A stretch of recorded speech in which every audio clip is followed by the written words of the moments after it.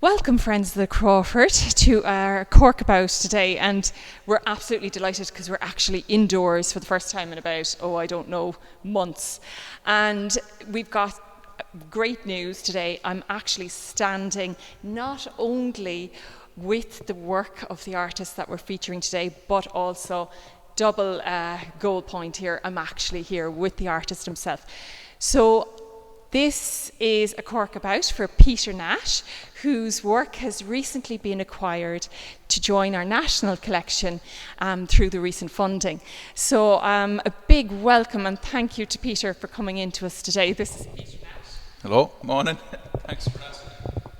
And we're just going to chat to Peter here about some of his work that is actually on exhibition at the moment, so you can come in and see it in the long room in the Menagerie exhibition.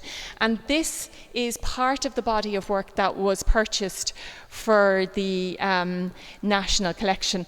Congratulations, Peter. How did it feel when you realised that your work was after being selected to join the National Collection? Thanks very much. I was delighted. It was a surprise, but a really good surprise.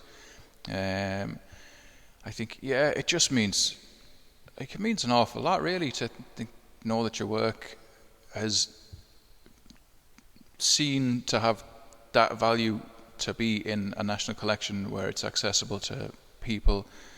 And to me, it means people will get to see it as well. So that's a big deal.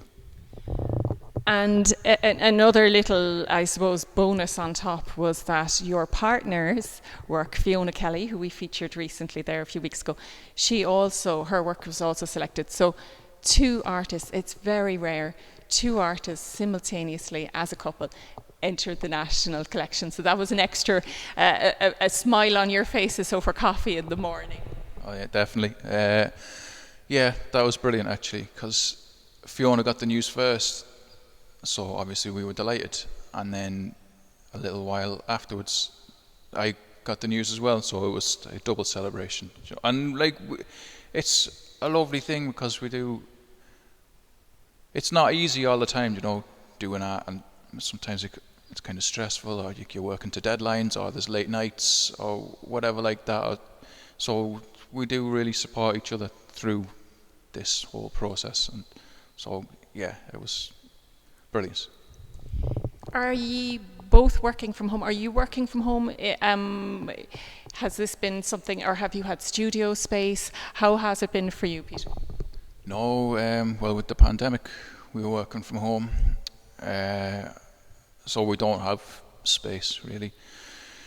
We've got a tiny flat, and we just have one sitting room / kitchen. So the two of us trying to make in there wasn't ideal.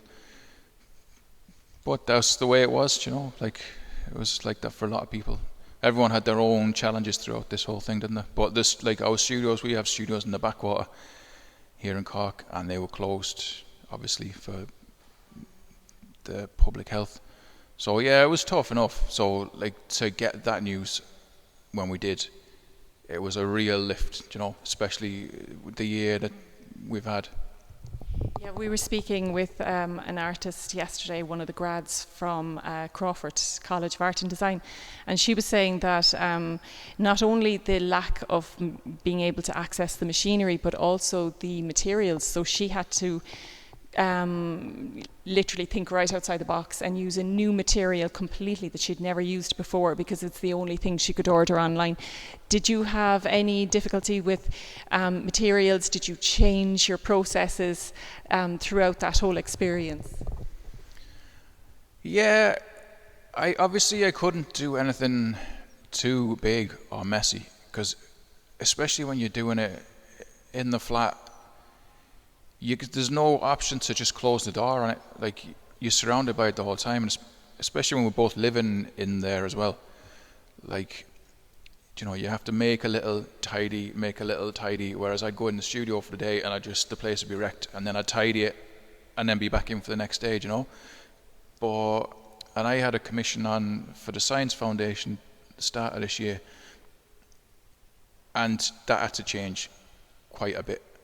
And yeah, materials was tough, even for the likes of, say, you take it so much for granted that you can just tip out to Cork Art Supplies, or you can go get something from TNA, the hardware, or whatever like that. But then you have to try and order things online, and you don't always necessarily know. Like, I'm terrible at online shopping. I can't do it. I kind of need to see the stuff. Yeah, and especially when you're making things, you don't always know what it is that you need until you see it. And so that was just a challenge. And then even like you have to make up a minimum order, and it's like, I don't want to spend €50.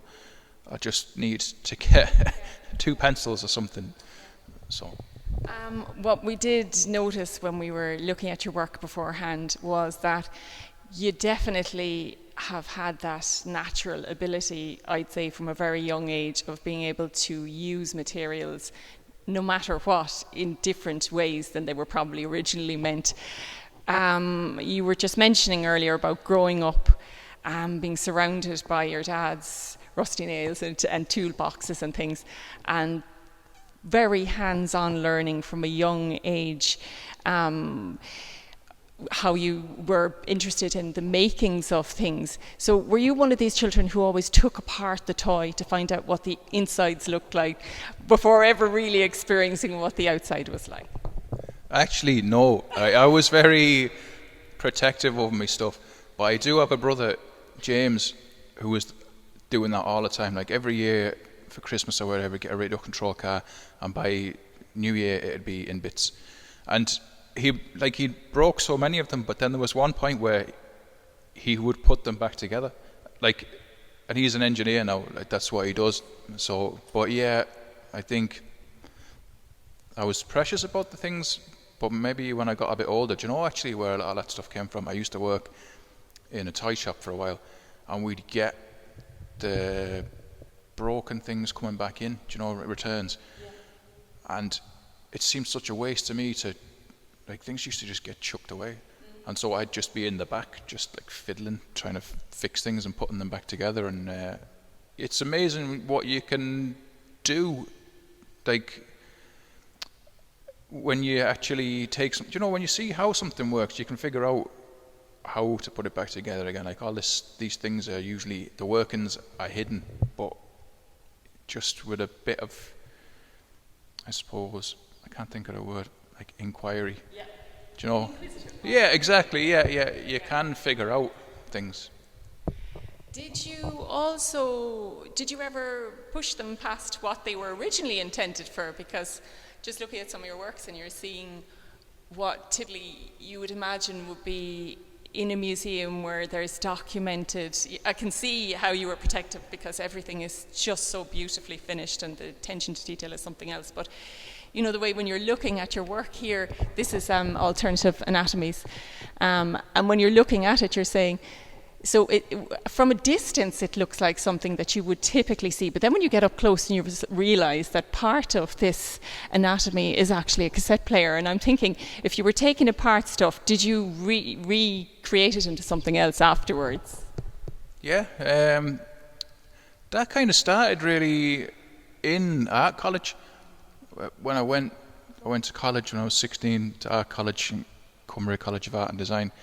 It's called something else now, but yeah. And we had this tutor, Artie was his name, and he had this. We used to call them sheds because they were. It was built on the site of Hadrian's Wall, like it runs through the north of my hometown. Okay. So they couldn't build on it, so everything was porta cabins. So we used to call them sheds. So we used to have this shed, and it was full of just bits and pieces. Do you know, it was like a kind of classic artist studio. Like he had bones and bits of old cars and machinery and that kind of thing. And we were let just go in there and just start to put things together in different ways and repurpose things, and collage in 3 dimensions, I guess. So that was kind of where the possibilities of that really hit me. And then when I was studying, say, my masters, that's when I really kind of started picking things from charity shops or just even skips and things like that, like what you can find, and taking them apart and then seeing, yeah, like you say, what else can you do with these, and trying to figure out a way of putting them together so that they